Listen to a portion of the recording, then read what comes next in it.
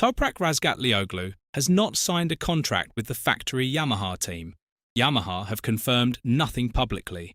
His own manager said just weeks ago he was 99% staying at Pramac, the satellite team he joined for his MotoGP debut this season.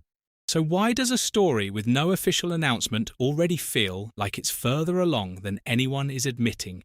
Because this week, Fox Sports Australia reported that Toprak is now likely to be a factory Yamaha rider in 2027. Not confirmed, not announced, but suddenly no longer impossible. And what does it tell you about Yamaha's direction when the behaviour and the statements stop matching? This is where normal reporting stops and pattern recognition starts. This is about preparation, not confirmation. Yamaha are facing a complete identity reset going into 2027. Fabio Quartararo is leaving for Honda. Jorge Martin is confirmed for one factory seat. And every remaining Yamaha contract, Alex Rins, Jack Miller, expires at the end of 2026. The system resets itself.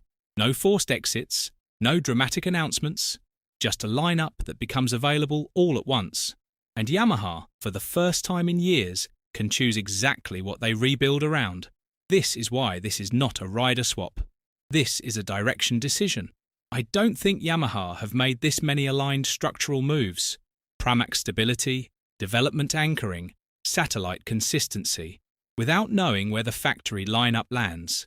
The direction appears to be Razgatlioglu, the only rider contracted to Yamaha beyond 2026, the only one already inside the structure, and now the one being pointed at as the likely factory partner for Jorge Martin in 2027.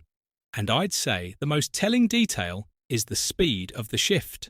Weeks ago, his manager said 99% Pramac. This week, the reporting shifted completely. That is not a story that drifts in one direction by accident. And this is where the story stops being theoretical. We know for a fact that Jack Miller is expected to remain at Pramac. On the surface, routine, a satellite rider staying put. But I don't think this is routine at all. Miller is the development anchor for Yamaha's V4 engine program. The experienced reference point Razgatlioglu openly credits for helping him adapt to MotoGP. Yamaha don't keep Miller at Pramac for continuity. They keep him there because the development work requires him. And if Pramac is being structured around stability, experienced riders, feedback loops, no experimentation, then the factory team is absorbing all the change. And that's where the risk is going. And when the risk concentrates in one place, it usually means something big is about to happen there, which means the second factory seat is not a placeholder. It is the statement, if Moto2 standout Izan Guevara steps up to Pramac as expected, Miller's role becomes even clearer. The bridge between Guevara's potential and Yamaha's development needs under new regulations. Let's not forget that satellite structures don't get stabilised unless something above them is already moving, and teams don't lock stability at the bottom unless they already know where the instability is going. Every decision at the Pramac level is consistent with a factory lineup that has already found its direction. The structure doesn't lie even when the statements stay careful. But the story doesn't end there, because here's the part nobody is saying out loud. This move has a structural complication that hasn't been resolved publicly. Razgatlioglu is a Red Bull athlete. Monster Energy sponsors the factory Yamaha team, the same sponsorship conflict that forced Marc Marquez to cut his Red Bull deal before joining factory Ducati applies here. Toprak would need to do the same. So this isn't just a racing decision anymore, it's a trade-off. And trade-offs only happen when the upside is already worth it. His manager Sofuoglu acknowledged the possibility of a factory move, but called it the 1% scenario only weeks ago. And more importantly, that language shifted this week. We've seen this pattern before in MotoGP. The manager says 99% one direction. Sources say the other direction is likely. And by the time the official announcement arrives, the paddock has already processed it for weeks. The Red Bull situation is real. But Marquez resolved the same conflict when the opportunity was right.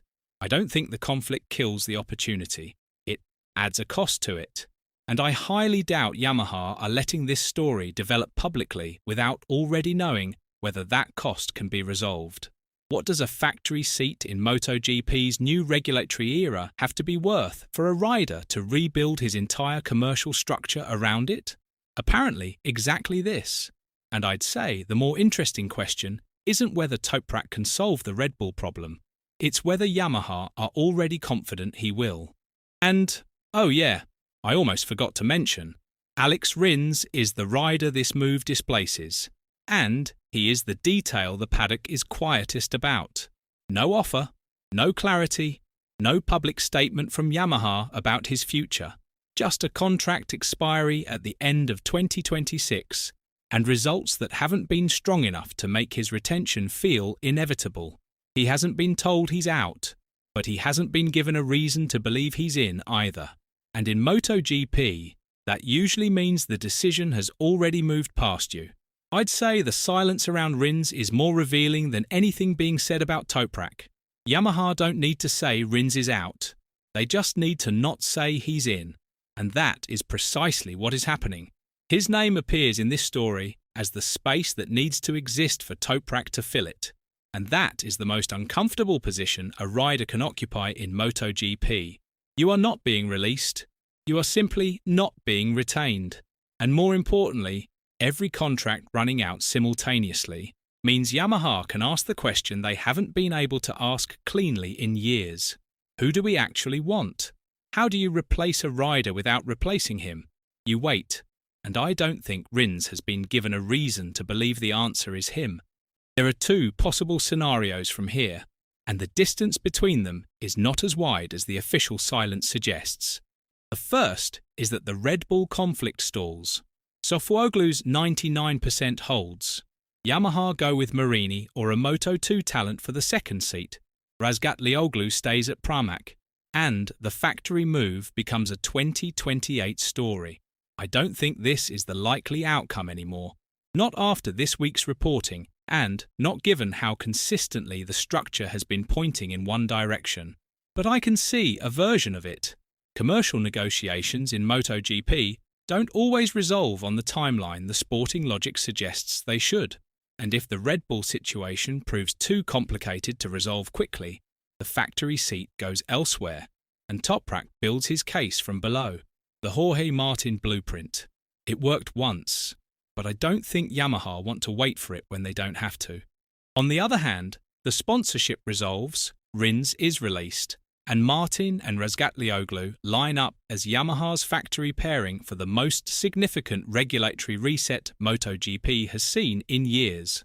A 2024 world champion and a three-time Superbike champion, both on a bike being rebuilt from the ground up for the new era, with Miller anchoring the development program at Pramac and Guevara, absorbing his first year in the Premier class alongside him. At the end of the day, what Yamaha are really deciding is not which rider fills a seat. They are deciding what identity they stake the 850 cubic centimetres era on, and by this point, the pattern is too consistent to ignore. The behaviour says one thing, the statements say another, and in MotoGP, when those two stop matching, the announcement isn't a decision being made, it's a decision that has already been made. Let us know in the comments below, and once you do that, make sure to click on the video appearing on your screen right now.